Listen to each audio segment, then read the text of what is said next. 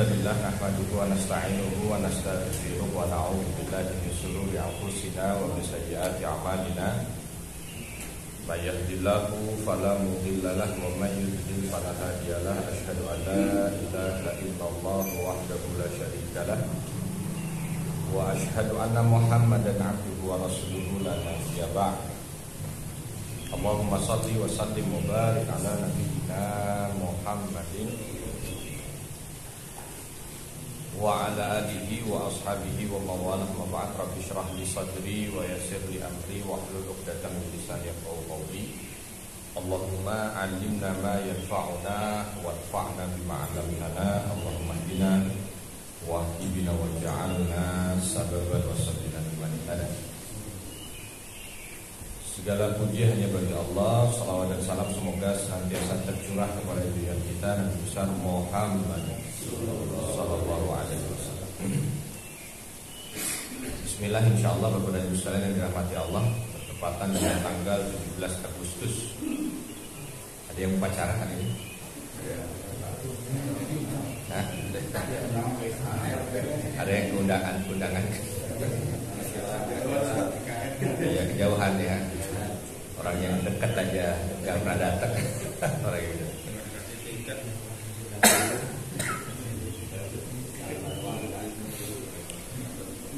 Jadi insya Allah kita akan di bulan ini, di bulan Safar, lalu di bulan Rabiul Awal, Rabiul Tsani, kita akan membahas tentang kelahiran baginda Nabi Muhammad SAW, sekaligus memulai kajian sirah kita dari awal, dari sejarah hidup Nabi Muhammad SAW.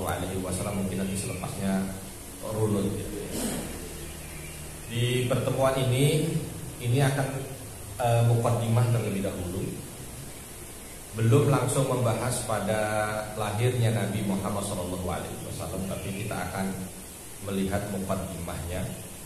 Dan insya Allah walaupun nanti kita membahas sesuatu yang mungkin tidak asing buat kita, namanya lahirnya Nabi kan tidak asing, tapi insya Allah juga kita akan membahasnya dari sisi yang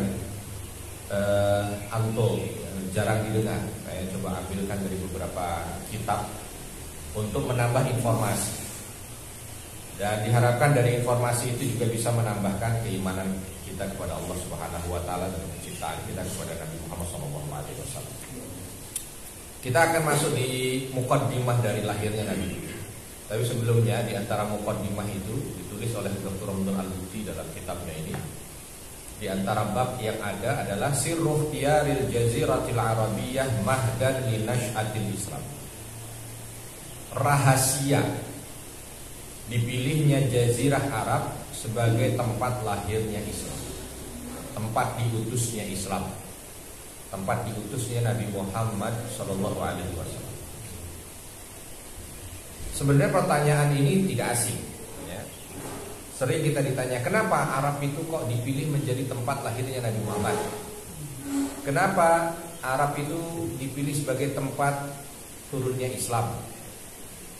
Pertanyaan ini tidak asing, tapi saya lihat atau saya dengar jawaban para jamaah terkadang yang hadir di tengah masyarakat itu bukan yang biasanya jawaban teratas dari para ahli sejarah. Makanya saya mau ngecek yang di sini. Kalau yang di sini kira-kira kalau ditanya apa rahasianya atau kenapa Islam itu adanya turunnya di Arab, atau kenapa Nabi Muhammad itu lahirnya di Arab, kira-kira yang didengar oleh bapak-bapak jahiliyah. Ya, itu ya. Betul kan? Itu yang paling sering kita dengar. Jahiliyah, karena Arab ini jahiliyah. Dan jawaban ini bukan jawaban yang teratas dan bukan jawaban yang benar. Kenapa? Untuk beberapa alasan. Satu, kalau kita bicara jahiliyah, jahiliyahnya yang ada di Mekah contohnya, itu jahiliyahnya yang ada di Mekah itu jahiliyahnya impor semua, bukan produk asli sana. Artinya kalau dia itu impor, berarti kan ada produsennya. Kalau dia ada produsennya, berarti produsennya bisa jadi jauh lebih parah jahiliyah. Begitu. Jadi kalau mau dibilang Arab jahiliyah, jahiliyahnya Arab itu impor semua. Contoh, bicara tentang jahiliyah orang-orang Mekah itu nyembah berhala. Berhala yang ada di Mekah itu bukan produk asli Mekah. Artinya bukan orang Mekah tiba-tiba berinisiatif bikin berhala dan ditaruh di sebelah Ka'bah. Enggak, bukan. Yang ada berhala pertama yang ada di sebelah Ka'bah itu impor dari Romawi. Amr bin Luhai, pimpinan orang Arab yang ada di Mekah kala itu, lagi melakukan perjalanan dagang ke Romawi, sampai di sana lagi paceklik, lalu melihat orang-orang itu pada nyembah patung. Dan ketika nyembah patung, gak lama dari itu ternyata mendung, hujan. Ini si Amr bin Luhai takjub juga ya. Hebat juga ini patung, disembah hujan. Dia deketin sama yang jaga itu kan, ini patung dijual apa enggak? Wah, nggak dijual. Berapapun saya beli nggak bisa. Kalau saya jual ini bisa digorok sama orang sini. Emang kenapa? Saya datang dari Arab. Tempat saya seperti kamu tahu tandus, ya, jarang hujan. Saya lihat ini patung begitu disembah langsung hujan. Kalau seandainya ini jual, saya beli supaya saya bawa ke tempat saya. Wah, kalau ini gak dijual. Cuman yang punya patung kan punya otak dagang, pintar. Dia bilang kalau yang ini gak dijual, tapi kalau yang itu anaknya dijual. Dia jual anaknya. Ditanya sama si Amr bin Luhai, kira-kira saktinya bagaimana? Oh, dijamin Pak. Anaknya mewarisi kekuatan bapaknya. Dibeli, dibawa ke Ka'bah, ditaruh di sebelah Ka'bah. Ini berhala pertama, Hubal. Hubal itu berhala pertama yang ada di Ka'bah. Ekspor, diekspor dari si Romawi, ekspor, diimpor, berarti mengimpor. Orang Mekah mengimpor patung. Itu satu. Jadi jahiliyahnya impor. Contoh jahiliyah impor lagi misalnya apa? Wa'dul banat. Wa'dul banat itu mengubur anak perempuan. Sama, mengubur anak perempuan ini bukan budayanya orang-orang Mekah, bukan. Ini impor juga. Jadi orang Persia, orang dulu itu kalau kehidupannya kan masih seperti hukum rimba, yang kuat, yang berkuasa. Nah, kalau yang kuat itu otomatis lah secara fitrah itu laki-laki lebih kuat secara tenaga. Oleh sebab itu mereka ketika perang yang diajak anak lakinya, ketika dagang yang diajak anak lakinya, ketika misalkan menjaga kehormatan yang diajak anak laki, pokoknya anak laki semuanya. Anak perempuan tuh kayak nggak ada fungsi. Sehingga kadang-kadang ada masa di mana anak perempuan tuh jadi beban. Kalau dia harus lari, ya dikejar musuh, mau tidak mau dia harus. Anak perempuannya ini yang bikin susah karena di bawah. Terus nanti kalau anak perempuannya tertawan, sampai keluarlah budaya membunuh anak perempuan supaya tidak jadi beban. Ini budaya Persia. Di Arab diadopsi itu. Oh iya juga, kalau perempuan ini jadi beban lebih baik dibunuh aja. Nah, begitu. Ya. Jadi akhirnya impor juga budaya ini. Budaya perkawinan jahiliyah misalkan. Orang jahiliyah itu ada metode perkawinan yang disahkan, tapi nanti ketika Islam datang di cancel, ya, tidak dibenarkan oleh syariat. Bagaimana budaya pernikahannya itu? Jadi kalau ada seorang wanita belum ketahuan siapa suaminya hamil, maka itu dibiarkan sampai dia lahiran. Lalu ketika lahir sang anak, wanita ini ditanya, dengan siapa saja kamu tidur? Misalkan dia nyebut ada 5 laki-laki, fulan, panggil semuanya. Lalu bayinya itu nanti wajahnya ditempelin ke ayahnya. Yang paling mirip langsung jadi bapak, dinikahkan di tempat. Sama itu juga budaya jahiliyah, tapi bukan dari Arab juga. Itu dari daerah Afrika. Ya. Mereka adopsi, mereka transfer, mereka. Jadi kalau kita mau bicara jahiliyah dan ternyata jahiliyahnya Arab itu impor, berarti harusnya ada yang lebih jahiliyah. Ya, ini alasan pertama kenapa jahiliyah itu menjadi lemah. Jahiliyah itu menjadi lemah. Kalau semisal mau kita jadikan sebabnya adalah jahiliyah, enggak. Itu satu. Yang kedua, tadi yang saya sampaikan jahiliyahnya itu karena impor, jadi ini tidak menjadi sebab yang kuat. Yang kedua, masyarakat Arab walaupun kita sebut jahiliyah, tapi sifat baik mereka bukan sedikit sebelum Islam datang. Ya, gentleman mereka. Ya, terus saling bantu membantu mereka. Persaudaraan mereka. Begitu juga masyarakat. Dia nggak murni jahil. Itu ya. Jadi saya hanya ngetes dan ngecek gitu kira-kira jawaban yang banyak beredar di tengah kita apa dan ternyata betul. Jawabannya itu rata-rata setiap tempat saya tanya, apa kira-kira alasan Islam datang di Arab? Jahiliyah. Padahal itu pendapat yang sangat lemah. Kadang-kadang kita di tengah masyarakat ini ketika berbicara tentang beberapa teori itu yang menyebar di tengah kita itu yang lemah-lemah, bukan yang kuat-kuat. Nah nanti kalau saya sampaikan di antara alasan yang kuat, saya sampaikan 3 jadi pagi ini. Kenapa Arab itu menjadi tempat turunnya Islam? 3-tiganya mungkin itu sesuatu yang tidak terbayang, sebab memang nggak pernah disampaikan. Padahal kalau disampaikan selain menambah informasi itu juga bisa meningkatkan keimanan. Kenapa kok Arab dipilih menjadi tempat lahirnya Islam? Yang pertama, rangkumannya saja saya baca. Karena kalau tulisannya agak panjang, beliau tulis sekitar 5 halaman. Rangkumannya kenapa Jazirah Arab dipilih menjadi tempat lahirnya Islam? Beliau menuliskan yang pertama, minal ma'lum anna Allah Ta'ala qad ja'ala al-baital harama mathabatan lin-nasi wa amna wa ja'alahu awwala baiti wudi'a lin-nasi lil-ibadati wa li-iqamati sya'airid diniyah wa haqqaqa fi dhalika al-wadi da'wata abil anbiya Ibrahim wa min lawazimi hadha kullu wa muqtadayatihi an takuna hadhihi al-buq'ah al-mubarakah nafsuha aw nafsaha mahdan lid-da'watil islamiyah allati hiya millata abi.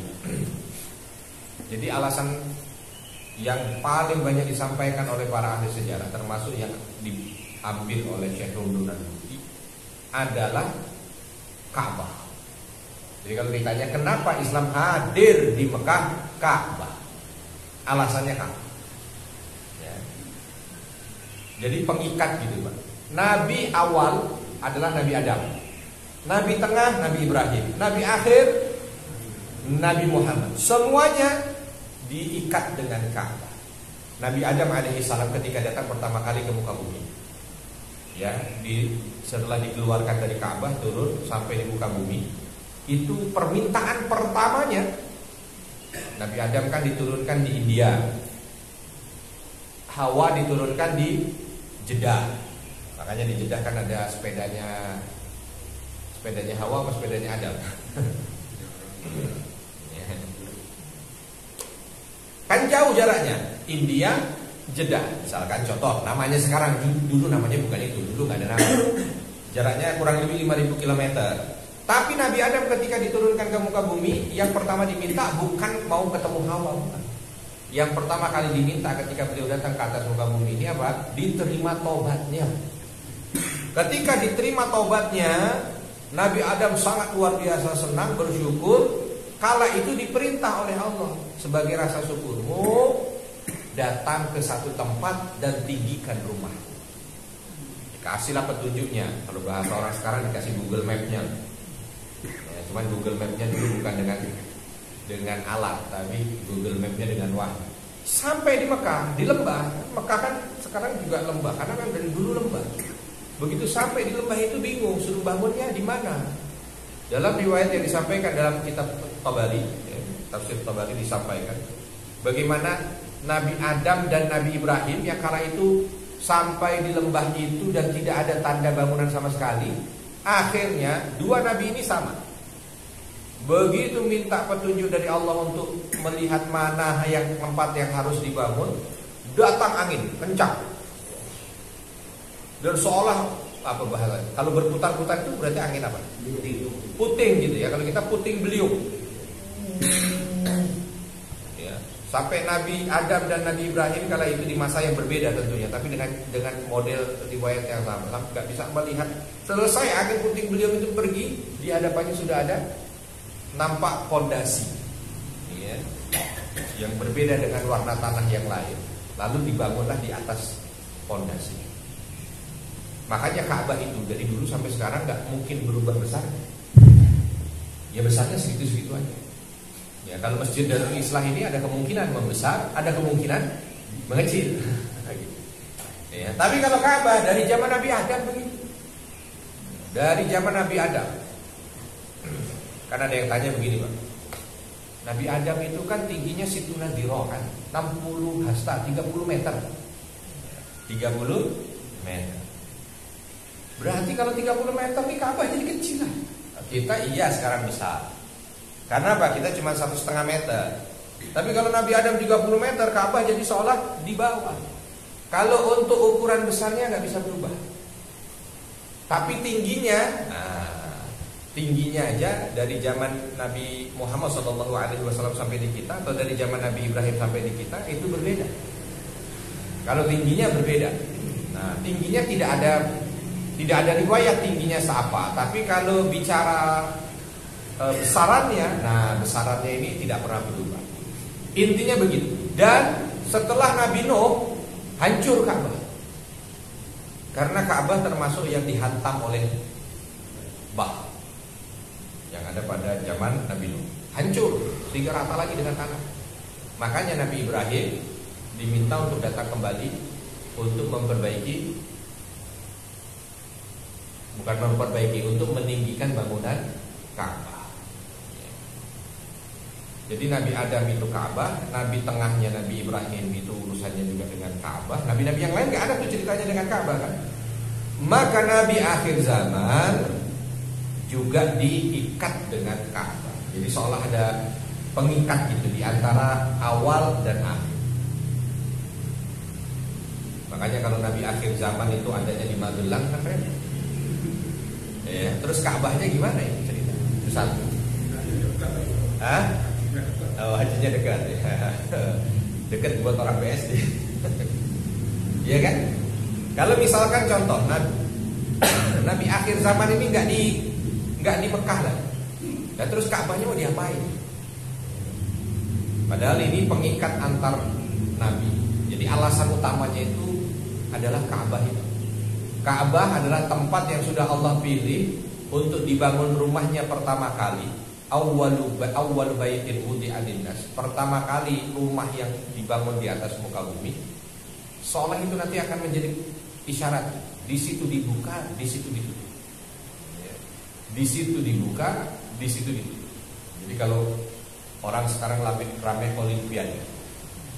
Jadi Olimpiade itu dibukanya di stadion yang mana? Mungkin waktu nanti pertandingannya muter-muter, nah, penutupannya ya di situ. Karena memang dipilih yang paling gitu kan. Biasanya pembukaan dan penutupan itu dipilih yang paling. Ya, sama gitu juga dengan para nabi. Nabi Adam alaihissalam mengawalinya di Ka'bah, Nabi Muhammad SAW mengakhirinya juga di Ka'bah. Itu alasannya. Jadi besok di saat kita tawaf gitu ya, mengelilingi Ka'bah sambil bisa ada renungan lain. Oh ternyata di antara alasan kenapa Islam ini hadir adalah benda yang ada di sebelah saya, Ka'bah. Mungkin kalau Ka'bahnya ada di Afrika ya Nabi akhir zaman ya di Afrika. Entah perkara dia mau jahiliyah nggak jahiliyah, sebab Ka'bahnya ada di sini. Ka'bahnya ada di. Jadi Ka'bah ini alat pemersatu para nabi. Ya termasuk kita juga. Kalau kita lihat sekarang ini kan pemersatu itu diantaranya Ka'bah. Mau NU Muhammadiyah, kalau lagi sholat semuanya ngadep Ka'bah. Ya, mau beda partai, beda pilihan, pokoknya kalau lagi sholat ngadepnya Ka'bah. Kemarin waktu pilihan presiden mau 01, mau 02, kalau sholat semuanya sama, nggak ada yang, semuanya punya keinginan berbeda. Pokoknya jangan sampai sama dengan dia, tapi begitu sholat jadi satu. Ya. Jadi pemersatu. Alasan utamanya kenapa Islam ini hadirnya di Arab sebab ada Ka'bah. Sebab ada Ka'bah. Makanya Ka'bah itu sampai sekarang bangunan yang tidak punah-punah. Ya. Sempat hilang, ya. Contoh misalkan sebelum Nabi Adam hilang. Ada yang tanya, kok udah ada bangunan sebelum Nabi Adam? Ya, kalau kita baca surah Al-Baqarah, ketika kisah malaikat bertanya kepada Allah di saat Allah memberitahu ingin menciptakan makhluk lagi, itu malaikat rada semi protes. Apakah engkau akan menciptakan lagi makhluk yang nanti di muka bumi ini menumpahkan darah? Itu seolah ada isyarat di sana bahwa sebelum manusia memang sudah ada makhluk yang menghuni bumi ini, tetapi masalahnya ini makhluk bikin huru-hara, menumpahkan darah. Malaikat kala itu seolah teringat memorinya dengan itu. Makanya malaikat bertanya. Oleh sebab itu ada beberapa mufassir yang mengaitkan, karena memang tidak banyak ya, hanya ini saja yang memberikan isyarat. Mengaitkan bahwa Ka'bah ini memang menjadi pusat tempat untuk tawaf, bukan hanya untuk manusia, tapi untuk makhluk-makhluk Allah yang pernah ada di atas muka bumi. Kalau para nabi tidak perlu ditanya. Jadi yang datang ke Ka'bah itu bukan hanya Nabi Muhammad atau bukan dari Nabi Ibrahim saja. Enggak. Pernah dalam satu riwayat, saat haji wada Nabi Muhammad SAW sampai di satu lembah. Kala itu Nabi SAW berhenti dan bertanya kepada para sahabat, terus dipanggil Abu Bakar. Abu Bakar, kemana? Ada apa ya Rasul? Tolong sampaikan padaku apa lembah ini. Ada kisah apa di lembah ini? Kenapa yang dipanggil Abu Bakar? Karena Abu Bakar ini ahli sejarah, ahli sejarahnya Arab. Maka Nabi panggil. Ini lagi jalan menuju ke Mekah nih, udah dekat Mekah. Lagi perjalanan haji wada dari Madinah menuju ke Mekah sampai di lembah ini. Ketika ditanya begitu, ditanya kisah apa yang pernah ada di lembah ini, Abu Bakar dengan adab menjawab, Allah dan Rasulnya yang lebih tahu. Lalu Nabi SAW melanjutkan, wahai Abu Bakar, diperlihatkan kepadaku Adam datang menuju Ka'bah dari jalan ini, Hud datang menuju Ka'bah dari jalan ini, Nuh datang menuju Ka'bah dari jalan ini, Ibrahim datang menuju Ka'bah. Disebut beberapa nama. Apa kata Abu Bakar Siddiq radhiyallahu anhu? Demi Allah ya Rasul, sebenarnya tadi aku akan jawab itu, karena memang yang diketahui dari sejarah lembah ini adalah lembah jalan para nabi. Lembah jalan para nabi. Cuman Abu Bakar kan tadi yang saya sampaikan, sebagai adab tidak langsung oh begini Rasul, enggak. Langsung Allah dan Rasulnya ya. Ternyata jawaban Rasul persis dengan apa yang diketahui oleh Abu Bakar. Ada jalan para nabi tadi. Bapak udah pernah lewat itu kalau lagi umroh dari mungkin Mekah di Madinah. Masalahnya jalur bis tidak lewat situ. Kalau dilihat kemarin, kalau yang jalur kereta cepatnya yang baru itu bukan lewat tetapi mendekat ke arah jalur para nabi. Tapi kalau kereta kan nggak bisa berhenti ya. Kalau naik bis enak tuh. Lembah itu kita berhenti. Ada namanya, saya lupa nama lembah. Di lembah itu langsung wow melihat. Cuman nggak mungkin diperlihatkan pada kita para nabi lewat. Tapi minimal tahu. Oh ini jalur. Nampak tilas para nabi. Itu ada titiknya gitu. Kalau mereka ingin menuju ke Mekah itu seolah dijadikan sebagai titik kumpul mereka lewat tuh dari setiap masa itu jalurnya lah situ lagi ke situ lagi. Memang tempatnya sudah dekat dengan Mekah. Tempatnya sudah dekat dengan Mekah. Jadi pemersatu Ka'bah ini pemersatu. Semua nabi itu tidak ada yang belum mengunjungi Ka'bah. Walaupun mungkin sejarahnya diceritakan, tidak diceritakan. Ya contoh misalkan kalau kita bicara tentang Nabi Sulaiman. Contohnya Nabi Sulaiman. Nabi Sulaiman itu ada 17 tempat disebutkan di dalam Al-Quran. Memang di 17 ayat ini tidak ada cerita Nabi Sulaiman itu ke Ka'bah. Tapi menurut apa yang tadi disampaikan oleh Nabi, walau tidak diceritakan, karena memang di dalam 17 ayat itu bukan semuanya menceritakan hidup Nabi Sulaiman pastinya, bukan. Buktinya Nabi Sulaiman juga nggak diceritakan di situ bagaimana menikah, Nabi Sulaiman nggak diceritakan bagaimana punya anak. Artinya kan tidak semua hidup Nabi Sulaiman, termasuk ketika datang ke Mekah. Tetapi yang kita yakini semua Nabi datang ke Mekah, tentu untuk melaksanakan ibadah sesuai dengan syariat mereka masing-masing. Tapi semua datang ke Ka'bah.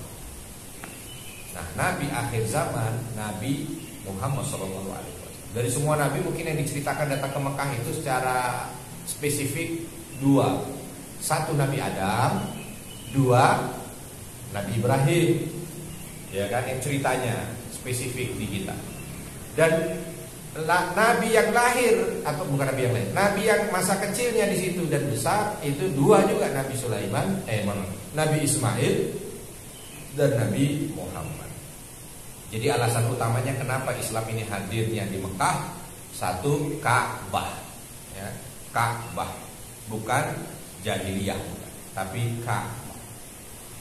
Kalau umpama Ka'bahnya ada di Yaman, nggak peduli sejahiliyah apa orang Arab atau sejahiliyah apa orang Mekah, enggak. Ya tetap nanti mungkin turunnya di sana.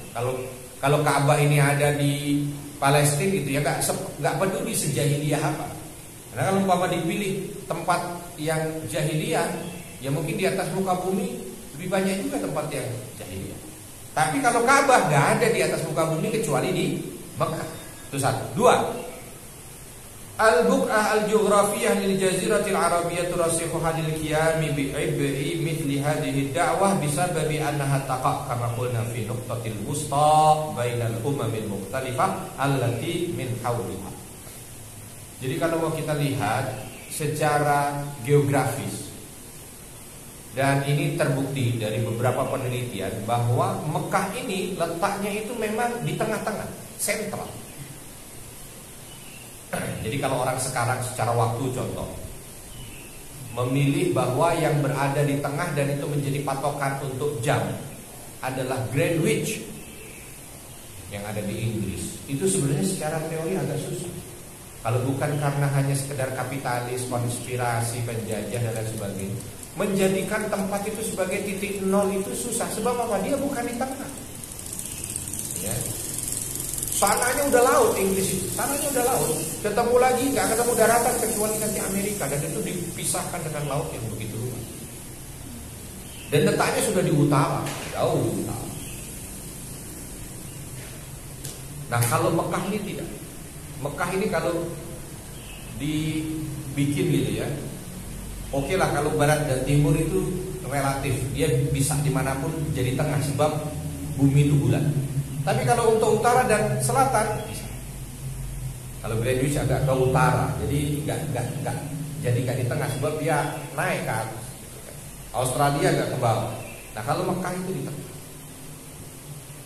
Oleh sebab itu, saya pernah lihat ada satu tayangan dokumenter ilmiah yang diproduksi oleh Al Jazeera. Itu menunjukkan bagaimana posisi Mekah yang strategis. Jadi betul-betul di tengah. Dari sisi daratannya di tengah, makanya dia daratannya di situ. Nanti kalau kita lari ke barat, mentoknya di Maroko. Itu mungkin nggak jauh beda ketika sama-sama lari satu ke barat, lari satu ke timur. Itu kalau yang ke barat sampai ke Maroko, yang ke timur sampai ke Indonesia.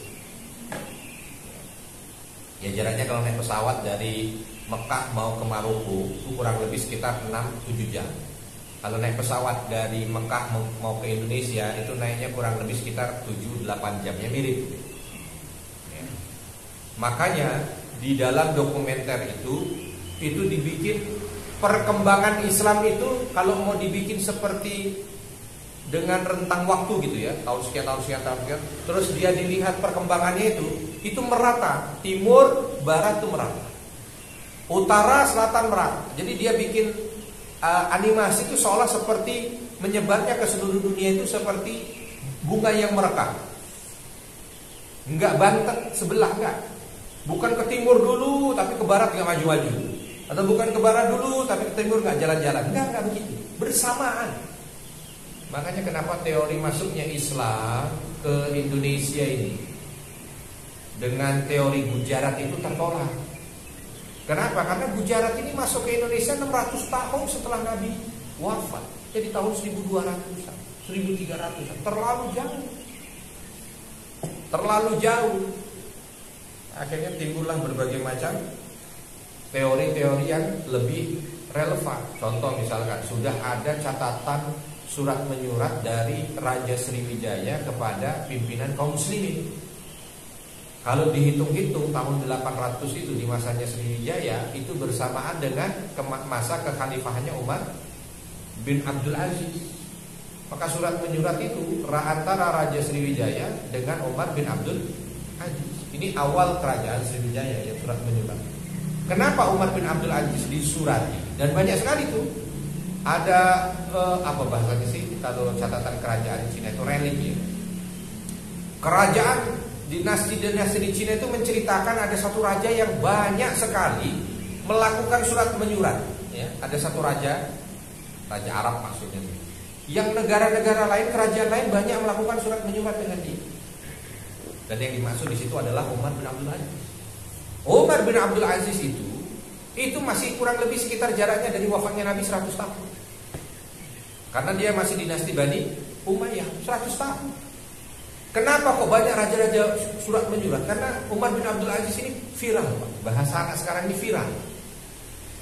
Apa yang menjadi sebab viral? Jadi Umar bin Abdul Aziz itu menjadi khalifah di masa Islam ini kerajaan Islam sedang hampir runtuh. Ya. Pemerintahannya lagi rusak, rakyatnya miskin, ya.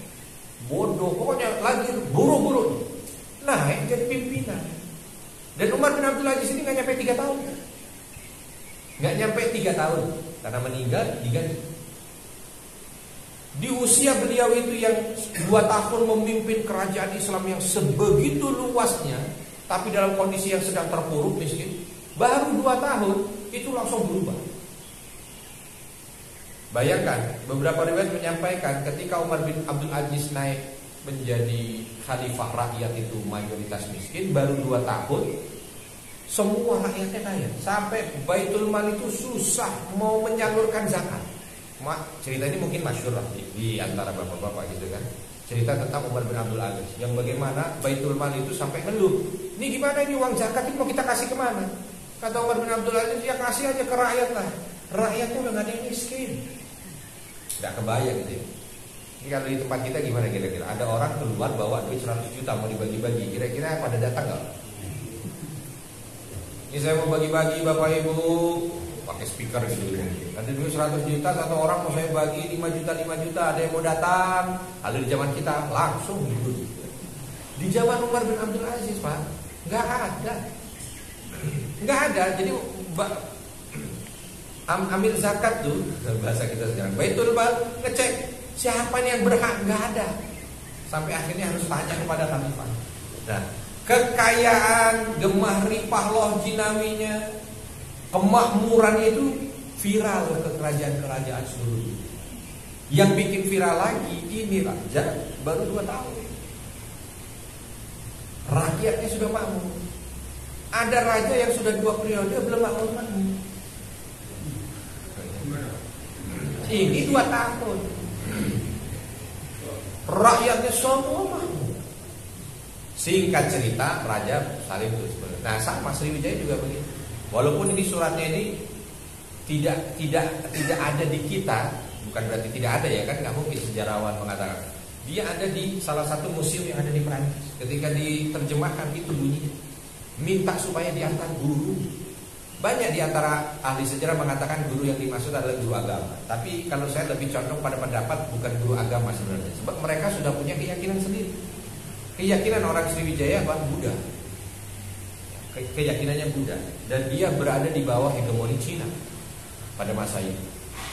Jadi yang lebih pas nampaknya minta diajarkan supaya bagaimana tata kelola negara. Sehingga mampu dengan jarak yang begitu singkat menjadi pemimpin, rakyatnya sudah makmur. Walaupun memang tidak disalahkan juga kalau misalkan ada yang berpendapat minta didatangkan guru itu adalah guru agama. Sebab tidak lama dari itu Sriwijaya ini juga sama. Ya, mulai ada tanda-tanda Islam masuk di situ. Ya baca Latin Jawanya, tapi intinya berarti sudah bersinggungan dengan kaum muslimin itu bukan jauh-jauh, sudah dari awal. Di abad-abad pertama Islam itu ada, karena masih di zaman dinasti Bani Umayyah. Itu ke Indonesia, makanya yang paling kuat akhirnya sekarang yang menguat adalah teori itu. Apalagi di Indonesia ini adalah jalur lintas. Orang kala itu kalau naik kapal mau ke Cina, mau tidak mau pasti akan lewat Nusantara. Pasti akan lewat dari Yaman mau ke Cina jualan dupa, karena jalurnya dari jalur dupa kalau atau dari Cina mau membawa sutra. Makanya ada orang tanya, Ustadz bagaimana ya kalau dengar sejarah dagang pada masa Arab dulu, kok orang Yaman bawa kain? Orang Yaman bawa kain dijual di Mekah karena Nabi pernah pakai kain yang berasal dari Yaman. Kalau di Yaman kan produksi kain bukan yang nomor satu pada masa itu. Yaman itu produksi dupa. Yang gak heran, kainnya mungkin bukan produksi Yaman.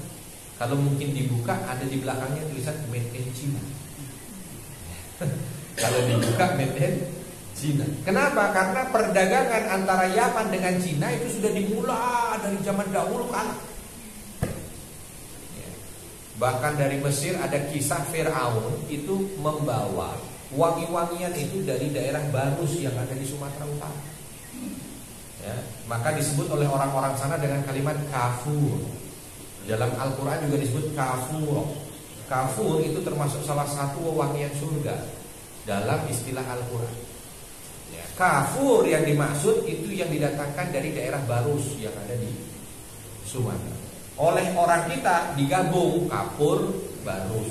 Nah, gitu. Ya, mungkin kafur yang diambil dari daerah Barus. Sampai sekarang namanya masih Barus. Dan di sana banyak situs-situs sejarah masa kuno. Karena memang perdagangan sudah ada.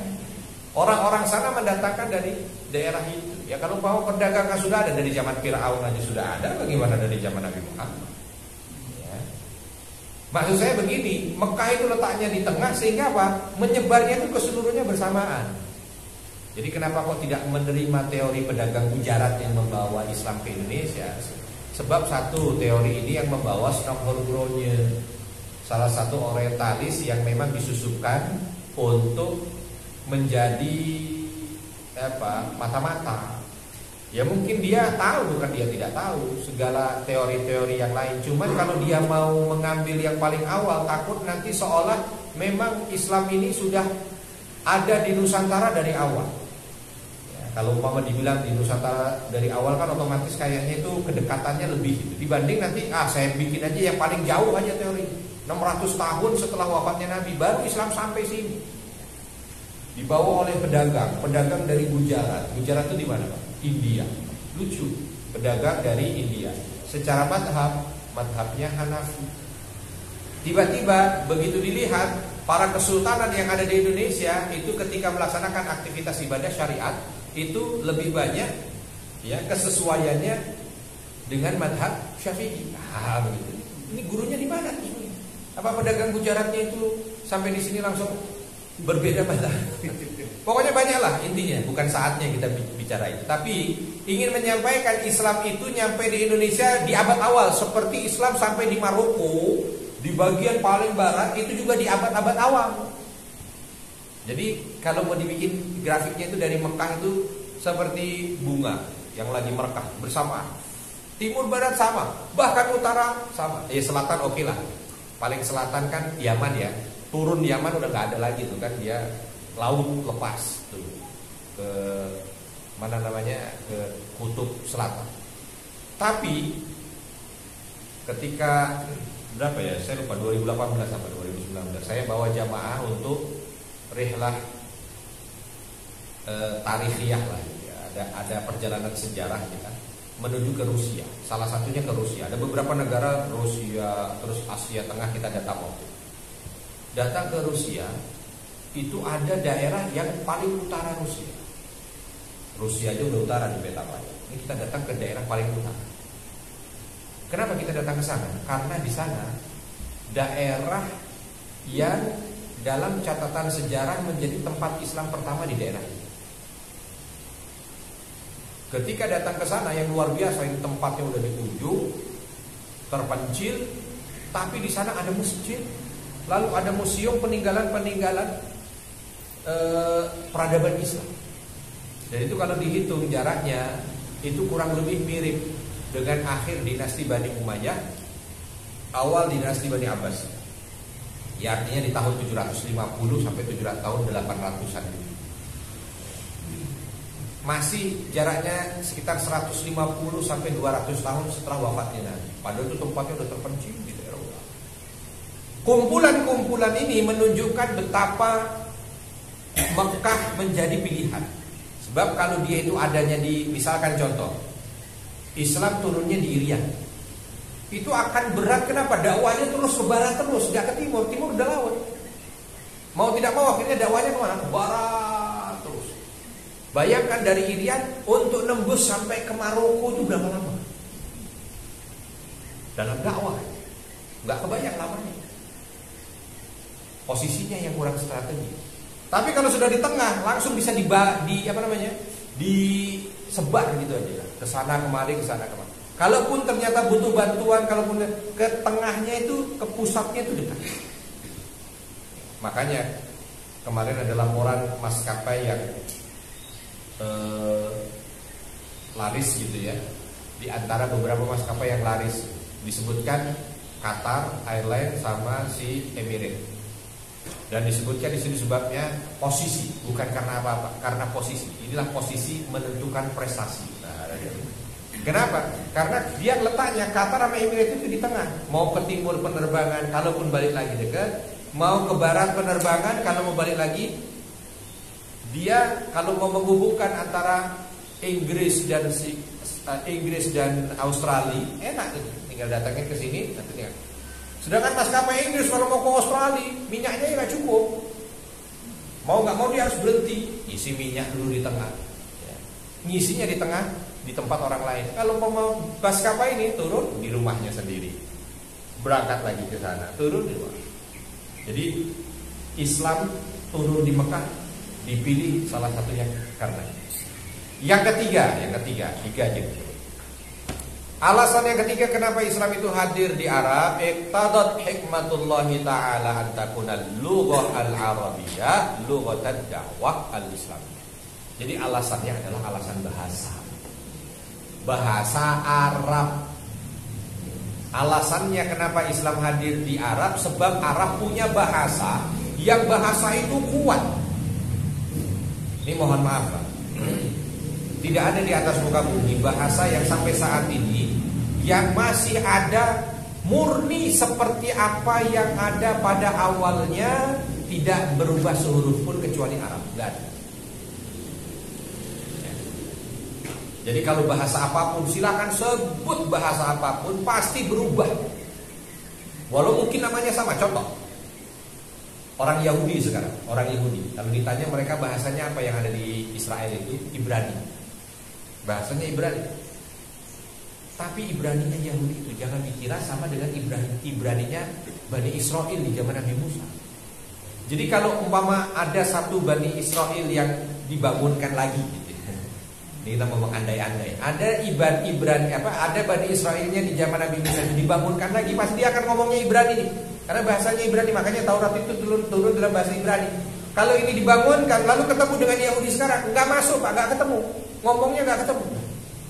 Kamu ngomong apa? Ibrani. Nah, saya juga Ibrani, nggak ketemu. Kenapa? Beda. Makanya kalau mau kita lihat sekarang, Taurat itu pun tidak dengan bahasa asli. Kitab suci itu tidak ada yang dengan bahasa aslinya lagi. Seperti dulu nabinya ada, enggak, sudah berubah semuanya. Makanya kalau kita lihat kitab apapun, contoh misalkan kalau mau kita lihat apa Injil misalnya, Taurat yang ada sekarang, Tanakh, itu sudah dengan bahasa lokal masing-masing. Tapi kalau Al-Quran kan, Al-Quran walaupun kita beli terjemahnya masih ada Arabnya sebenarnya. Dan itu tidak berubah dari zaman dulu turun pertama kali kepada Nabi Muhammad SAW. Jaraknya sudah 1400 tahun. Ya usah susah-susah kita ingin menganaloginya begini aja Pak. Indonesia ini punya bahasa Memang tidak dari awal ada dulu ya, sebelum Belanda datang udah punya bahasa, enggak, semua punya bahasa masing-masing. Ya, sebelum bahasa yang ada bahasanya mungkin Sanskerta, habis itu punya bahasa daerah masing-masing. Tapi setelah Sumpah Pemuda, bahasa Indonesia diakui menjadi bahasa persatuan. Baru diakui loh, belum dipakai. Tapi kalau mau kita lihat, ada buku yang dikarang di tahun 1930, lalu buku yang dikarang di tahun 1960, lalu buku yang dikarang sekarang, otomatis kita langsung beda. Oh, ini buku tua nih, ejaan lama. Nah, begitu. Nah, ini buku ejaan lama ini. Nah, ini baru nih ejaan baru nih, tapi kok kayaknya agak lama ya, tahunnya 80-an ya. Nah, kelihatan. Kalau Arab, Pak, Arab nih, saya hadirkan 3 buku. Ini buku dikarang di abad 20. Lalu saya datangkan yang dikarang di abad 15. Berarti kan jaraknya 500 tahun. Lalu saya datangkan buku yang dikarang di abad 7 atau 8. Awal-awal gitu.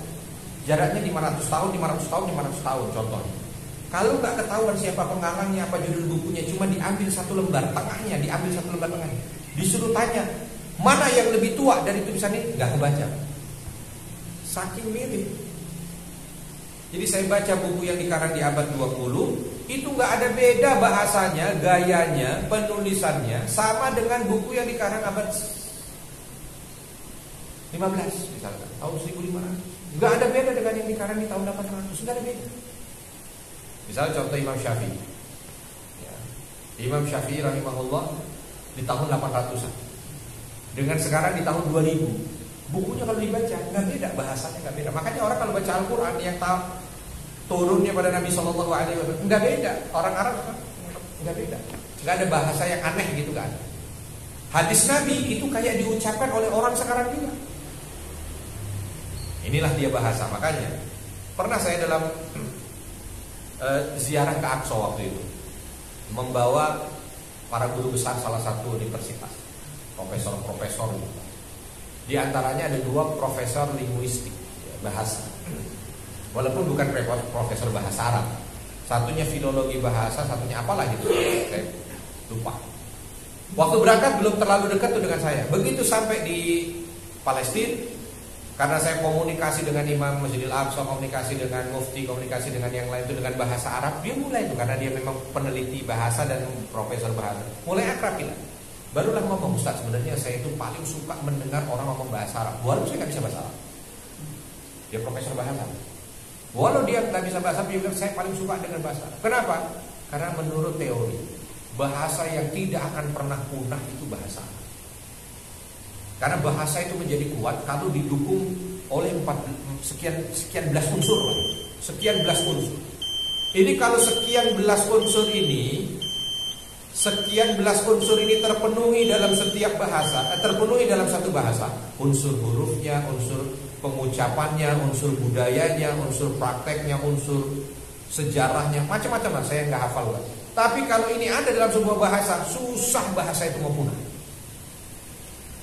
Dan itu hanya ada di Arab. Mau apa bahasa yang ada di muka bumi? Mau bahasa Inggris yang katanya sekarang banyak dipakai, itu lemah. Makanya kalau mau dilihat bahasa Inggris di tahun 1900 awal, 1800, udah lah ya, udah gitu. Bahasa yang lain sama. Bahasa Ibrani, itu tadi saya juga tahunya dari beliau. Bahasa Ibrani yang katanya sekarang orang namanya aja Ibrani, tapi udah beda dengan yang dulu di bawah. Bahasa Suryani, ada namanya bahasa Suryani ya. Yang ramai ada di sekitaran Palestina di saat Nabi Isa hadir. Jadi diyakini bahwa bahasa inilah yang dipakai ketika Injil itu ditulis. Sekarang sudah ada. Nah, bahasa Arab sampai sekarang.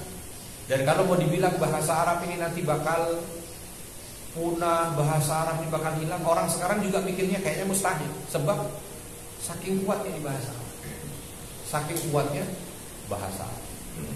Jadi alasannya itu sebab mukjizat yang paling besar yang dibawa oleh Nabi Muhammad SAW adalah Al-Quran.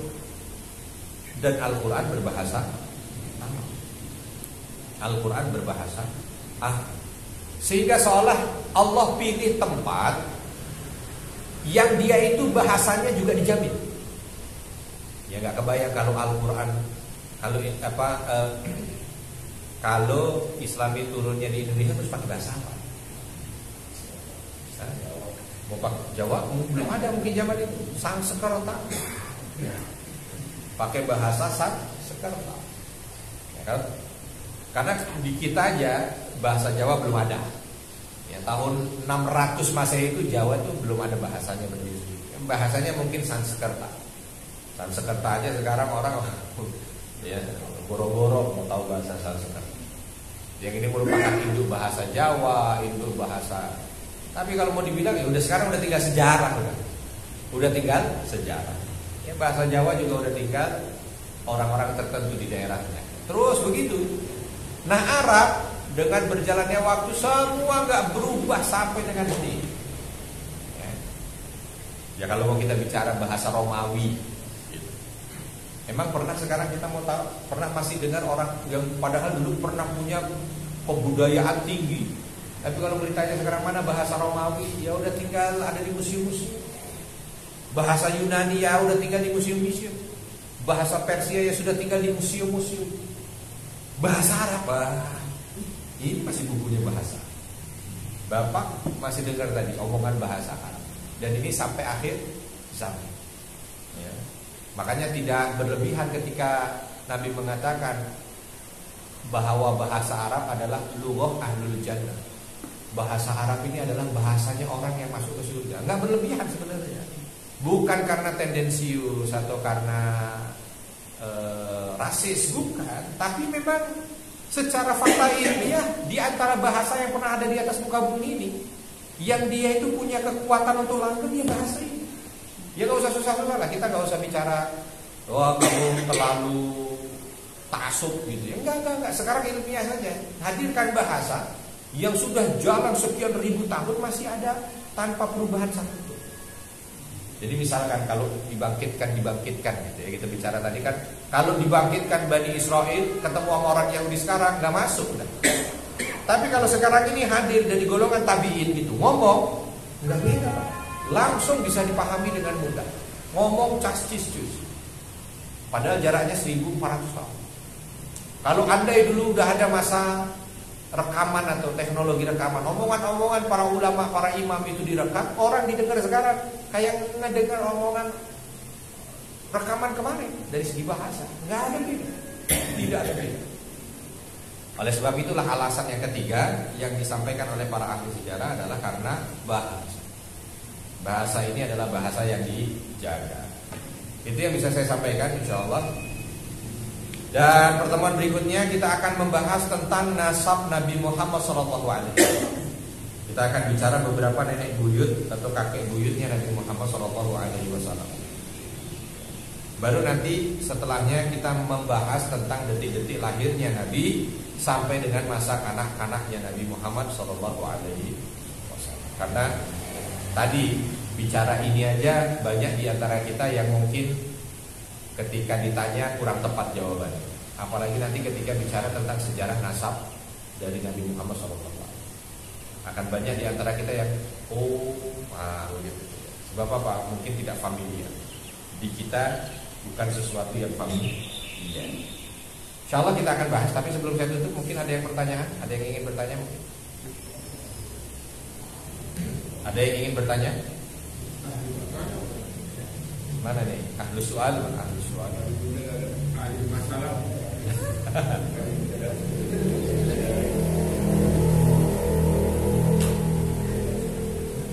Tidak ada pertanyaan? Pas, baik.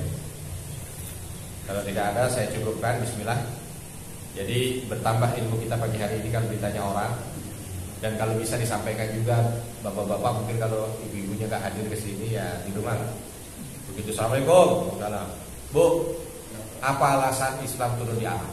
Gitu loh. Jadi ada hasilnya pengajiannya. Kalau ketemu lagi nggak langsung mampir ke rumah, nggak langsung pulang mampir di toko uduk, ya tanyain juga sama toko uduk. Kamu udah tahu belum kenapa alasan Islam itu hadir di Arab? Jahiliyah Pak, salah. Jahiliyah itu jawabannya kurang tepat. Jadi begini, sini, begitu. Nah, kenapa Islam itu sekarang start? Sebab yang pengajian juga, ya sudah begitu lepas dari masjid, nggak ada keinginan untuk menyampaikan. Ya udah iya lepas gitu aja. Ya, bahkan kadang-kadang buat keluarganya juga. Yang lebih parah lagi keluar dari masjid lupa, udah. Begitu keluar tanya, tadi pengajiannya apa? Tahu. Ya alhamdulillah udah datang ke masjid. Majelis ini udah datang ke masjid. Tapi ya amar ma'ruf nahi mungkarnya itu harus dihidupkan lagi. Ilmu-ilmu yang didapat dari pengajiannya itu kalau bisa ya ditransfer gitu. Ya kan? Kan zakatnya ilmu itu mengajarkan. Jangan sampai ini nanti jadi pertanyaan. Sesuatu yang tidak dizakati itu akan jadi pertanyaan. Jadi begitu sampai di rumah dikasih tahu. Nih kamu tadi nggak datang. Nih kenapa Islam turun di Mekah? Jawabannya 1, 2, 3. Tahu. Baik. Saya kira cukup sekian. Kalau ada kesalahan saya mohon maaf dan kepada Allah mohon ampun. Subhanakallahumma bihamdika asyhadu an la ilaha illa anta astaghfiruka wa atubu ilaik. Assalamualaikum warahmatullahi wabarakatuh.